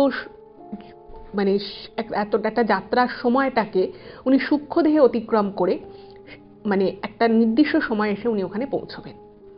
এবং আরও অদ্ভুত বিষয় হচ্ছে যে উনি চাইলে ওনার গুরুদেব আর কি যদি চান, ওনাকে হয়তো কেউ দেখতেও পাবে না।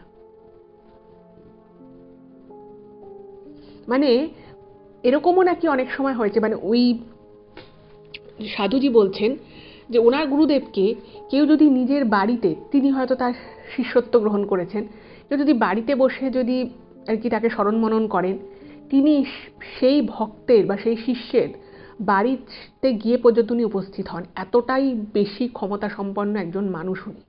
এবং উনি ওনার যোগে, ওনার তপস্যায়, ওনার পুজোয় এতটাই সিদ্ধি লাভ করে গেছেন, ওনার পক্ষে এগুলো করা কোনো ব্যাপারই না। এবার দেখুন, এগুলো শোনা একরকম, কিন্তু এইগুলো শুনলে না মানুষের মনে দুটো ধারণা হতে পারে। একটা হতে পারে সেই মানুষটাকে দেখার প্রচণ্ড একটা ইচ্ছে হতে পারে যে কে এরকম, একে যদি আমি একটু দেখতে পেতাম।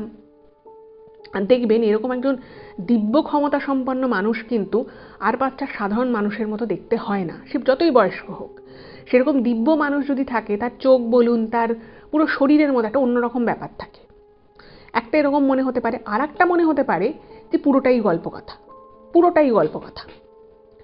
এবার এই সব কিছু শুনে সিনিয়র প্রফেসর যিনি ছিলেন, ওনার মনে একটা বিশ্বাস তো ছিলই, কিন্তু ডক্টর সামন্তের মনে একটা ডিলেমা মতো ছিল যে হতেও পারে সত্যি, হতেও পারে এটা মিথ্যে।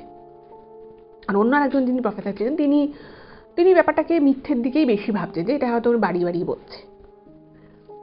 তো সেই সময় ওই সিনিয়র প্রফেসর যিনি ছিলেন, উনি হঠাৎ করে ওই সাধু বাবার পা ধরেন এবং বলেন যে আমি আপনার পায়ে পড়ছি, আমি একবার আপনার গুরুদেবকে দর্শন করতে চাই।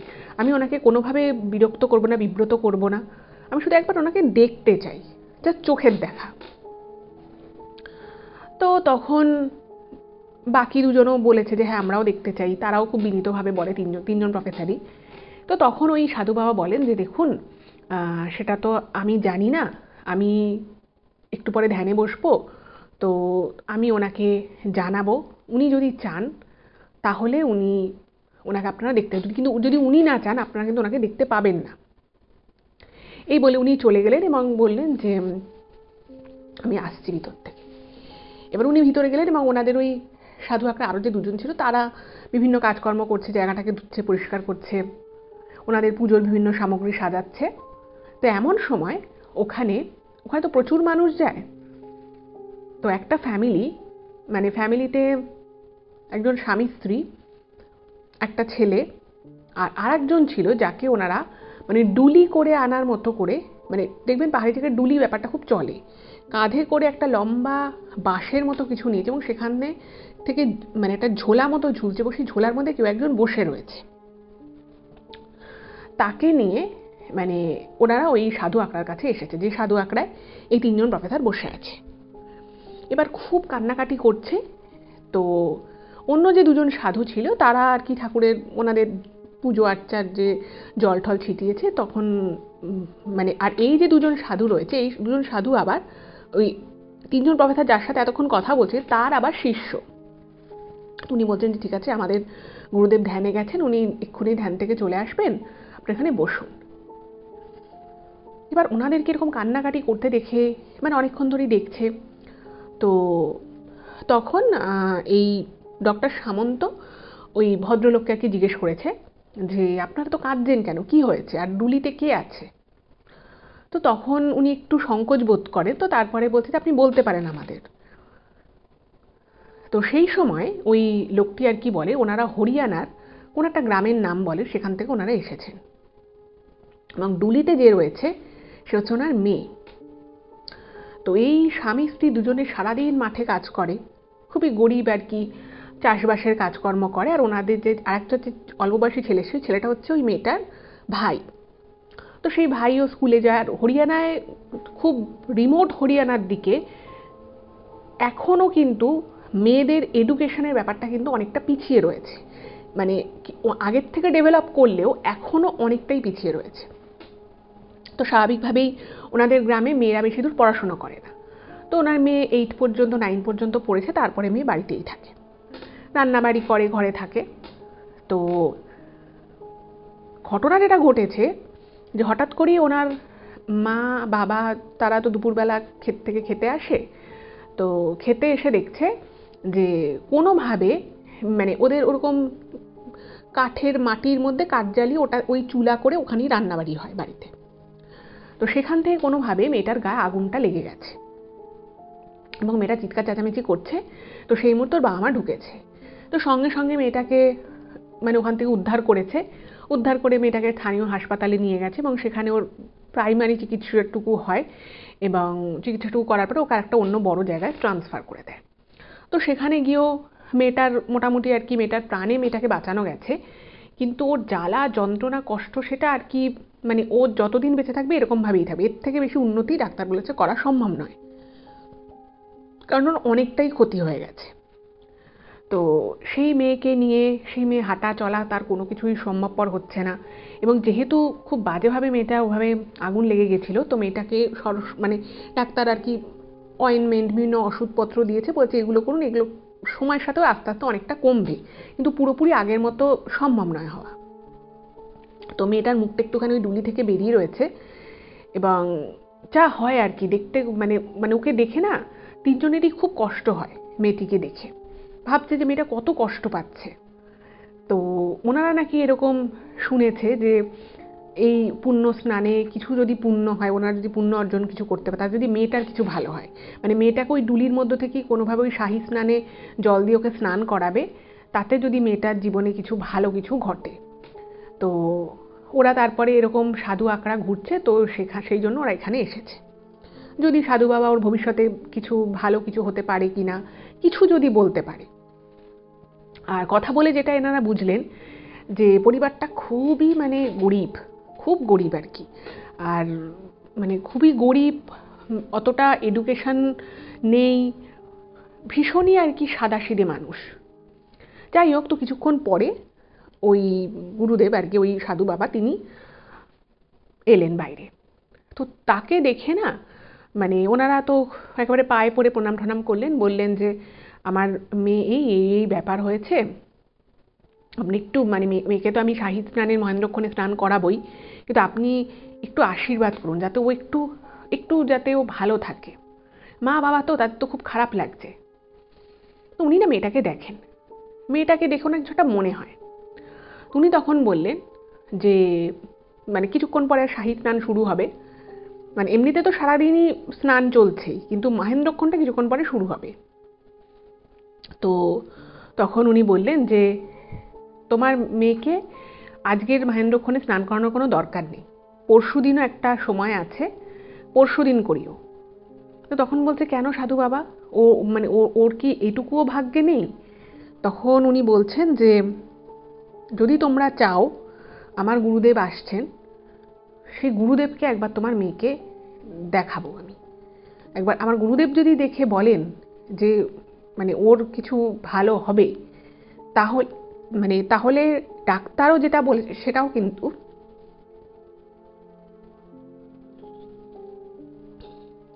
তাহলে ডাক্তারও যদি স্বয়ং বলে থাকে যে ওর এর থেকে ভালো ওর হবে না, তাহলে কিন্তু সেটাও ভুল প্রমাণিত হবে। বলছে যে মানে ওনারও মেয়েটাকে দিয়ে খুব কষ্ট হয়। তুমি বলে তোমরা এখানে বসো। এরপরে যেটা হলো সেটা সেরকম কিছু যে হতে পারে বা সেরকম কিছু যে ওনারা এই তিনজন প্রফেসর যে চাক্ষুষ করবে সেটা ওনারা স্বপ্নেও ভাবতে পারেননি। হঠাৎ করেই ভিতরে আর কি ছোট্ট একদম তাঁবুটা, একদমই ছোট, এবং ওনারা ওই ভিতরের তাঁবুতেও গেছিলেন। যাই হোক, তাঁবুর একটাই এন্ট্রান্স, এক্সিট ওই একটাই। তো ওখানে মানে অদ্ভুত রকমের একটা পরিবেশ সৃষ্টি হলো, এবং পুরো ওই আখড়ার মধ্যে কোথা থেকে যেন একটা দিব্য আলো মতো চলে এলো। এটা কিন্তু মধ্যরাত, আলো আসার ওভাবে কথা নয়, এমনি আলো রয়েছে বাইরে সেটা আলাদা ব্যাপার। এবং পুরো জায়গাটায় মানে ধূপধুনো জ্বললে যেরকম একটা গন্ধ বেরোয়, ঠিক সেরকম একটা গন্ধে পুরো জায়গাটা ভরে গেল। এবং ভিতর থেকে অন্য দুজন যে সাধু ছিলেন তারা মানে ওনাদের আর কি হিন্দিতে বিভিন্ন মন্ত্রতন্ত্র, গুরুমন্ত্র পাঠ, গুরু প্রণাম মন্ত্র পাঠ এগুলো করছে। তো তখন এই বাইরে যে সাধু বাবা ছিলেন তিনি বললেন যে আমাদের গুরুদেব চলে এসেছেন। এবার এই কথাটা শুনে না মানে গুরুদেব চলে এসেছেন ভাবতে, যে গোমুখ থেকে এভাবে কি করে এলো, মানে এতক্ষণ শুনেছে যে সূক্ষ্মদেহে উনি যে কোনো জায়গায় চলে যেতে পারেন, কিন্তু সত্যি সত্যি যে এলো সেটা মানে কি করে হলো। এবার সঙ্গে সঙ্গে তো এই সিনিয়র প্রফেসর বলছে আচ্ছা আমরা তাহলে ওনাকে প্রণাম করে আসি। তো তখন গুরুদেব বললেন না, মানে ওই আর কি সামনে যে মানে এই সাধু ছিলেন তিনি বলছেন না, আপনারা এখন যাবেন না, আপনাদেরকে গুরুদেব দেখা দেবেন, কিন্তু এই মেয়েটি অনেক কষ্ট পাচ্ছেন, অনেক দূর থেকে এসছে, এই মেয়েটি আগে যাক। তো মেয়েটির সাথে মেয়েটির মা বাবা আর ভাইকে বললো যে তোমার ভিতর তুমি পরে যেও, তুমি এখানটা থাকো। তো ওনারা গেছেন, এবং এবার ওই যে আখড়ার যে জায়গাটা, আখড়ার ওখানে একটা ত্রিপল মতো ছিল, তো ত্রিপলটা ওরা ফেলে দিয়েছে, বলছে ত্রিপলটা ফেলে দাও যাতে বাইরে থেকে অতটা বোঝা না যায়। তো ত্রিপলটা ফেলে দিয়েছে। এবার ওনারা কিছুটা ভিতরের মতো, মানে বিশাল বড় তো মানে আখড়াটা নয়, ছোটই। এবার একটু যখন ওনারা ডান দিকে সাইড করেছে, তখন ওনারা ওখান থেকে দেখতে পাচ্ছে যে সামনেই ওনাদের গুরুদেব একদম মাটির উপরে বসে রয়েছে, এবং যে লোকটা কিন্তু ওখানে ওই আখড়ার ভিতরে ছিলই না, বসে রয়েছে। এবং লোকটার বিবরণ যেটা ডক্টর সামন্ত ইমেলে দিয়েছে সেটা আমি আপনাদেরকে বলে নিই। বলছেন যে লোকটার সারা মাথায় ধবধবে সাদা কিছু চুল মাথায়। এবার মুখশ্রী যে জায়গাটা সেখানে বলছেন যে পুরো শরীর, শুধু মুখশ্রী বলে নয়, পুরো শরীরে মাথা থেকে পা পর্যন্ত মানে প্রত্যেকটা হাড়, প্রত্যেকটা শিরা, বুকের পাঁজর থেকে শুরু করে সব কিছু দেখা যাচ্ছে, মানে এতটাই উনি রোগা। মানে একটা সাধারণ স্বাভাবিক মানুষ সে অনেক রোগা হতে পারে, কিন্তু এইরকম রোগা কারোর পক্ষে হওয়া সম্ভব না। মনে হবে যে একটা স্কেলিটন দাঁড়িয়ে রয়েছে, উপর একটা শুধু চামড়াটা হচ্ছে একেবারে যারা শ্বেতাঙ্গ হয় তারা যেরকম ফর্সা হয়, যেরকম তাদের স্কিন টোন হয়, একদম সেরকম স্কিন। এবং পুরো শরীরের কোথা দিয়ে শিরা উপশিরা গেছে সেটা এতটাই, ওনার চামড়াটাও পাতলা হয়ে গেছে, এবং ফ্যাট বলতে কিচ্ছু নেই, বাইরে থেকে রীতিমতো দেখা যাচ্ছে। এবং যে জিনিসটা দেখে ডক্টর সামন্ত, অন্য ওনার সাথে আরেকজন যে কালিগ প্রফেসর, সিনিয়র প্রফেসর, তিনজনেই যেটা দেখে সব থেকে বেশি ভয় পেয়েছিল যে ওনার মানে ওই গুরুদেবজির রীতিমতো হৃৎপিণ্ড যেটা, সেই হৃৎপিণ্ডটা যে বারবার মানে ধুকপুক করছে, মানে সংকোচন প্রসারণ হচ্ছে, সেইটা পর্যন্ত কিন্তু দেখা যাচ্ছে। উনি এতটাই রোগা, মানে বাইরে ওই চামড়ার লেয়ারের বাইরে থেকে মানুষজন দেখে বুঝতে পারছে যে ওইটা হৃৎপিণ্ড। মানে এই যে উনি বলেছিলেন না যে আমার গুরুদেবের আসল বয়স কত সেটা আমি নিজেও জানি না, মানে এই কথাটা যে কতখানি সত্যি সেটা ওনারা তখন বুঝলেন। এবং এত বয়স্ক মানুষ, তিনি খুবই মানে একদম একচিলতে বস্ত্র ধারণ করে রয়েছেন, এবং এত বয়স্ক একজন মানুষ যার চোখের পাতাগুলো পর্যন্ত সাদা হয়ে গেছে, কিন্তু ওনার চোখ দুটো ভীষণ রকমভাবে উজ্জ্বল। মানে এরকম উজ্জ্বল চোখ উনি বলছেন আমি আজ অব্দি দেখিনি কোনো মানুষের, অত্যন্ত উজ্জ্বল চোখ। এবং উনি যে মুহূর্তে ওই পরিবারটিকে দেখলেন, মেয়েটিকে দেখলেন, উনি অদ্ভুত রকমভাবে, উনি কিন্তু কোনো মন্ত্রতন্ত্র উনি কিচ্ছু বললেন না, উনি শুধু মেয়েটিকে দেখলেন এবং মেয়েটির সম্পর্কে কিচ্ছু ওর বাবা মাকে জিজ্ঞেস করলেন না। মেয়েটির নাম কি, মেয়েটির বয়স কত, কবে জন্ম, কোন বারে জন্ম, কিচ্ছু জিজ্ঞেস করেনি। উনি ওনার ওই কাঁপা কাঁপা হাতে একটু ওনার কমণ্ডলু থেকে জল নিয়ে উনি নিজের মাথায় ঠেকিয়ে কিছু একটা বললেন, এবং সঙ্গে সঙ্গে মেয়েটির কপাল থেকে ওই খুব আলতো করে কপালের উপর দিয়ে জলটা আস্তে আস্তে ফোঁটা ফোঁটা ফোঁটা ফোঁটা করে প্রায় 4-5 মিনিট ধরে ওই এক মুঠো জলকে ফোঁটা ফোঁটা করে মেয়েটার কপাল দিয়ে ফেলতে লাগলেন। এবং মেয়েটাকে যখন এই 3 জন প্রফেসর দেখেছিলেন, মেয়েটাকে পুরো কম্বল টম্বল দিয়ে মুড়িয়ে রেখেছিল, মেয়েটার মতন একটা কষ্ট হচ্ছে, মেয়েটা করছিল। এবং তখনও বুঝতে পারছি যে মেয়েটার মধ্যে কিছু একটা সমস্যা হচ্ছে। কিন্তু এই সাধু বাবা যখন, গুরুদেবজি আর কি, ইনি যখন ওই জলটা মেয়েটার কপালের উপর দিয়ে ফোঁটা ফোঁটা ফেলছে, মেয়েটা না মানে কিরকম একটা পরম মনে হচ্ছে যেন শান্তি হচ্ছে, খুব আরাম লাগছে, এরকম একটা করে মেয়েটা চোখ দুটো বন্ধ করেছে। এবং ওনাদের 3 জনের চোখের সামনে মানে মেয়েটা না পুরো কিরকম যেন একটা মানে একদম ধিমিয়ে পড়লো, মানে মনে হলো যেন মেয়েটা ঘুমিয়ে গেল। তো তখন মানে পুরো ওই আখড়ার মধ্যে সবাই চুপ, কারোর মুখ দিয়ে কোনো কথা বেরোচ্ছে না। আর শুধু মেয়েটার যে মা ছিল, সে মাঝে মাঝে ফুপিয়ে ফুপিয়ে কাঁদছে। তো উনি তখন বলছেন, মানে ওই গুরুদেবজি বলছেন যে এই শাহী স্নানের একটা সময় ছিল, মানে এই 4:30 থেকে 6:30 এরকম একটা কিছু টাইমিং ছিল। বলছে ও এখানেই থাক, ঠিক 6:30 পরে তোমরা ওর গায়ের থেকে উপরের যে কম্বলটা সেটা সরিয়ে দেবে। এবং উনি খুব আস্তে আস্তে বলছে যে তোমরা তো ভাবো যে তোমার মেয়ে রান্না করতে গিয়ে ওর সাথে ওর গায়ে আগুন এসে পড়েছিল বা সেখান থেকে একটা দুর্ঘটনা মতো ঘটেছিল, কিন্তু এটা সত্যি নয়।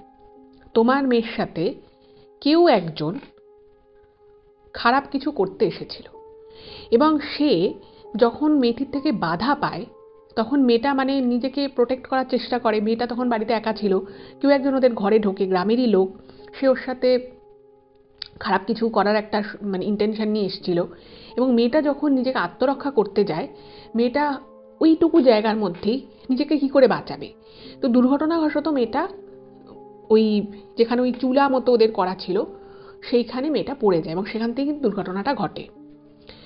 এবং যে কাজটা করতে গেছিল সে ইচ্ছে করে আরও মেয়েটাকে বাঁচানোর বদলে আরও বেশি করে ওর যাতে শরীরে আগুনটা ছড়িয়ে পড়ে, ওকে আরও বেশি আর কি সেই কাজে সাহায্য করে, মেয়েটিকে না বাঁচে। এবং ভেবেছিল যে মেয়েটা যদি বেঁচে যায় তাহলে গ্রামে মেয়েটা পরবর্তীকালে বলে দিতে পারে।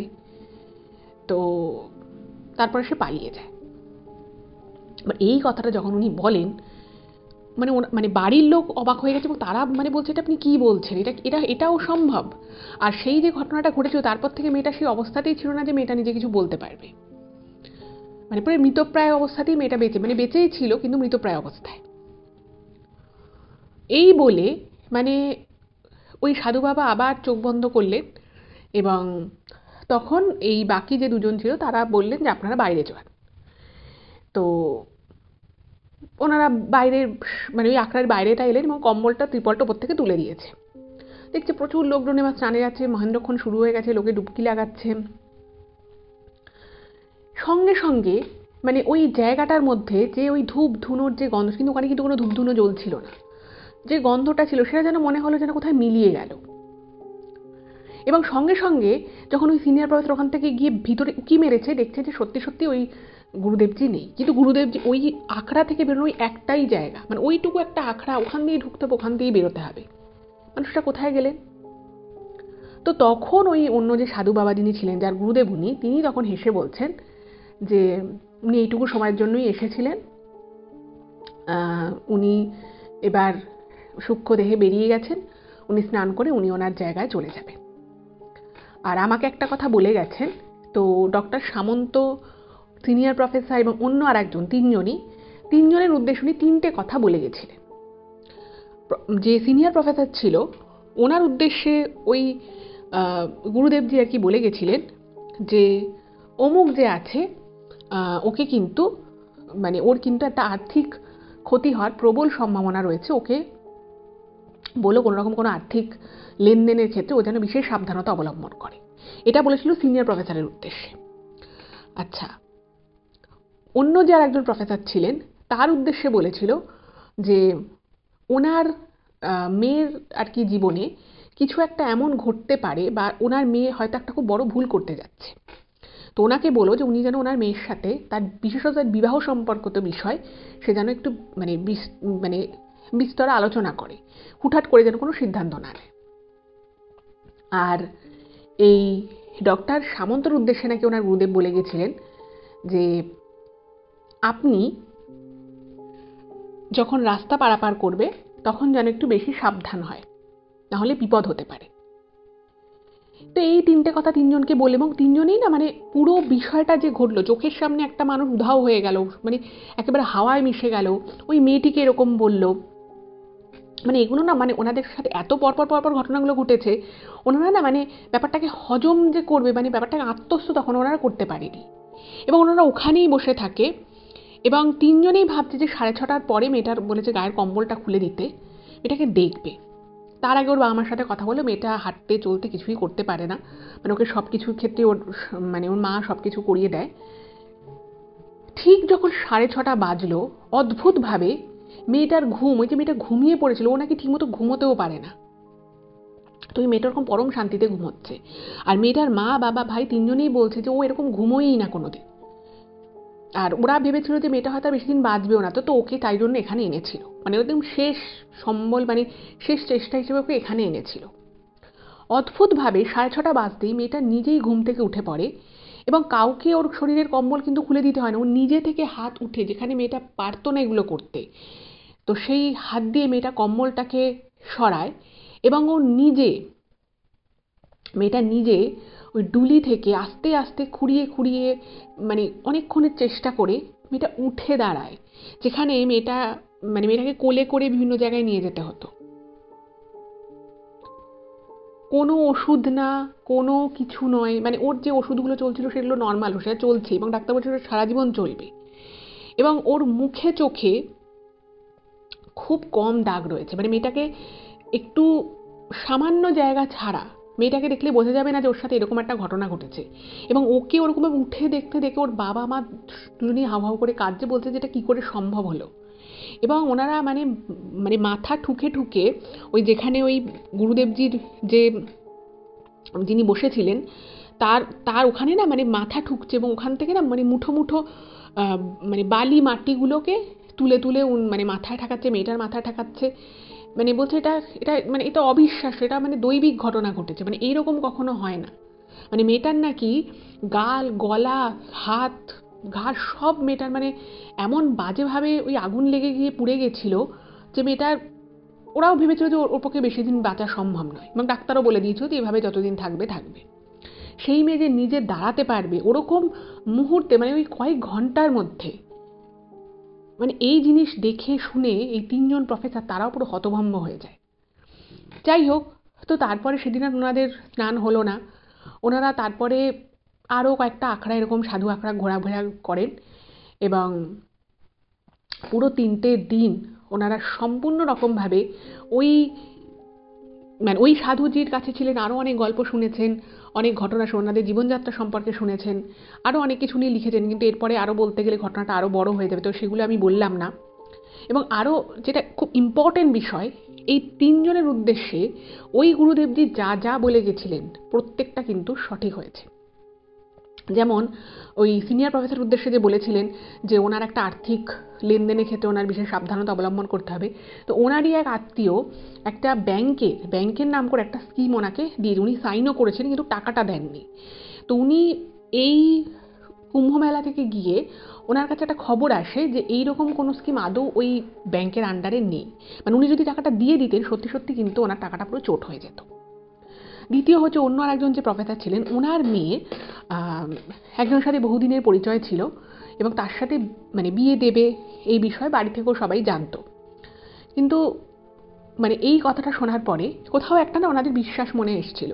তো ওই প্রফেসর তখন তার মেয়েকে বলেছিল যে তোমাকে আমরা ওর সাথে বিয়ে দেবো, কিন্তু তুমি আরেকবার ভেবে দেখো, ওর সম্পর্কে ওইভাবে কিছু বলেনি যে আমাকে এরকম কেউ বলেছে যে তুমি একটু খোঁজ খবর করো। এবং ওনার মেয়েও কিন্তু ভীষণ উচ্চশিক্ষিত। তো সত্যি সত্যি জানা যায় যে ওই ছেলেটি কিন্তু খুব একটা ভালো নয়, যাকে ওনার মেয়ে বিয়ে করতে যাচ্ছিল, তো সেই বিয়েটা ওখানেই পোস্টপোন হয়ে যায় এবং মেয়েটি কিন্তু একটা ফ্রড ছেলের হাত থেকে বেঁচে যায়। আর এদিকে ডক্টর সামন্তর ক্ষেত্রে যেটা হয় যে ওনার বাড়ি যেখানে ছিল, আর ওনার বাড়ির যে বাড়ির সাথে ওনার লাগানো গ্যারেজ ছিল না, গ্যারেজটা একটু দূরে ছিল, একটা জায়গায় উনি গ্যারেজ কিনেছিলেন। তো উনি কী করতেন, গাড়িটাকে ওই গ্যারেজে পার্ক করে রাস্তাটা পেরিয়ে উনি ওনার বাড়িতে ঢুকতেন। হঠাৎ করেই একদিন কি হলো, উনি গাড়িটা পার্ক করেছেন এবং সেদিন ওনার কেন জানি না বারবার ওই গুরুদেবজির কথাটা বারবার মনে আসছিল এবং উনি গাড়িটা পার্ক করে গাড়িটাকে লক করে উনি দাঁড়িয়ে আছেন এবং সেই মুহূর্তেই ওই রকম একটা ছোট রাস্তায় কোনো রকম কোনো হর্ন নেই, লাইট নেই, কিচ্ছু নেই, একটা প্রচণ্ড তীব্র গতিতে গাড়ি পাস করে একটা ডিভাইডারে ধাক্কা মারে। এবং উনি ওই সময় যে ওই সাধু বাবার কথাটা ভাবছিলেন সেই জন্য উনি একটা মোমেন্টের জন্য একটু পজ নিয়েছিলেন এবং ওই যে একটা মোমেন্টের জন্য উনি একটু সময়ের জন্য থেমে গেছিলেন, তার জন্য কিন্তু উনি প্রাণে বেঁচে গেলেন। কারণ ওই গাড়িটা না হলে ওইভাবে যে আসতে পারে এটা এক্সপেক্টেড না, ভিতরের রাস্তা ওরকম জোরে গাড়ি চলে না। তো 3জনের ক্ষেত্রে কিন্তু ওনার কথা একদম অক্ষরে অক্ষরে মিলে গেছিল। আর এই যে নিজের চোখে যে এরকম দৈবিক মানুষকে দেখা, এরকম প্রকৃত সাধু যার প্রকৃত অর্থে দৈবিক ক্ষমতা রয়েছে, যিনি টাকা পয়সার লোভে কিছু করেন, এরকম জিনিস দেখা, চাক্ষুষ করা, এটা কিন্তু একমাত্র এরকম জায়গাতে গেলেই সম্ভব হয়। তো এটাই ছিল ঘটনা। কেমন লাগলো জানাবেন। যদি ভালো লাগে প্লিজ চ্যানেলটাকে সাবস্ক্রাইব করুন আর এই ভিডিওগুলো প্লিজ একটু সকলের সাথে শেয়ার করে দিন। সকলে ভালো থাকবেন, দেখা হবে আবার পরবর্তী এপিসোডে। নমস্কার।